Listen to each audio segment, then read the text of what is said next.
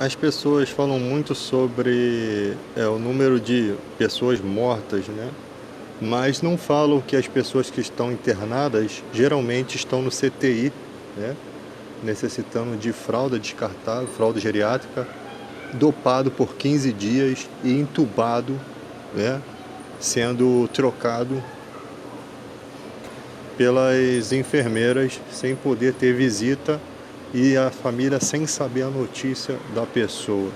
Então só se preocupam com o número de mortos, né? E a primeira coisa que o governo deveria se preocupar é com o EPI, o equipamento de segurança dos médicos e enfermeiros. Esses não podem ser infectados. Bombeiros, essa pessoa que faz o socorro não pode de forma alguma ter uma infecção, né? Porque são os agentes de saúde. Para você achar um agente numa situação de pandemia, ainda mais voluntários, é um pouco difícil quando não se apresenta pelo menos o material para que essa pessoa possa trabalhar. Qualquer pessoa, bombeiro, bombeiro civil, médico, sabe que a vítima ela já é vítima. Você não pode se tornar uma vítima, né? Então, o bombeiro jamais vai entrar numa situação de risco se a vida dele estiver, se não tiver uma segurança, se não tiver um resgate para ele, se ele não puder sair daquela situação ileso, né? Porque ele não pode ser mais uma vítima. São 2.100 leitos para 10 mil habitantes, mas eles não dizem quantos respiradores tem nesses 2,1 leitos. O estado grave, o estado das pessoas que estão internadas se torna estado grave em menos de 24 horas. Então, o nosso sistema brasileiro de saúde não está equiparado o suficiente para poder atender isso. Para você ver que nem os Estados Unidos está preparado, tiveram que parar as fábricas de carro para fabricar os respiradores. E eu gostaria de saber por que o presidente só vai ajudar médias e grandes empresas. Talvez porque essas empresas têm ações na Bolsa de Valores, né? As pequenas empresas não têm ações na Bolsa de Valores. Ou seja, o dinheiro público ele só vai ser usado, o dinheiro que é de todos, só vai ser usado por uma massa exclusiva, né? Aquelas que o presidente deseja. Isso é injustiça. Ele não está tirando nada do bolso dele, não está gastando nada que é dele. Não merece prestígio por isso. Então, e como fica a situação das pequenas empresas? Como fica a situação dos funcionários das pequenas empresas?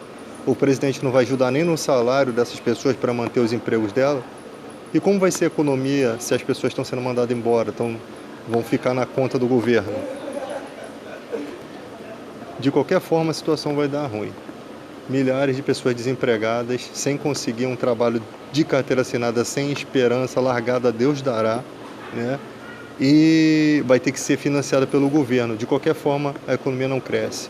De qualquer forma, as coisas não vão se modificar, vão só piorar, né? Várias empresas demitindo em massa, porque não existe seguro para isso, porque demoraram muito para poder resolver a situação do país. Os empresários ficaram sem uma posição de esperança por parte dos governantes, né? O governador e a prefeitura, quebrados, por sua vez, esperam a ajuda do governo federal, que só fica em promessa, né? Uma situação grave que se deveria liberar urgentemente o FGTS para dar uma injeção na economia, né? Para ter uma esperança, os pequenos comerciantes ter uma pequena esperança, porque as pessoas têm que se alimentar. Então elas vão se abastecer nos pequenos comércios. Ninguém vai fazer compras grandes de coisas supérfluas nesse momento, a não ser os loucos, né? Nós não sabemos em que situação vamos viver. Só sabemos que temos que conter a epidemia, enquanto a ciência procura uma maneira de acabar com esse vírus, né? Dizer que a cloroquina é um medicamento, sabendo dos efeitos colaterais gravíssimos desse medicamento, é crime. As emissoras de televisão que não explicam isso explicitamente estão cometendo crime, né? Ao vivo. Porque se a pessoa toma um medicamento que tem um efeito colateral muito forte, ela pode morrer mais rápido, sendo que ela nem morreria da epidemia, talvez. Os brasileiros não têm costume de saber como está o seu organismo.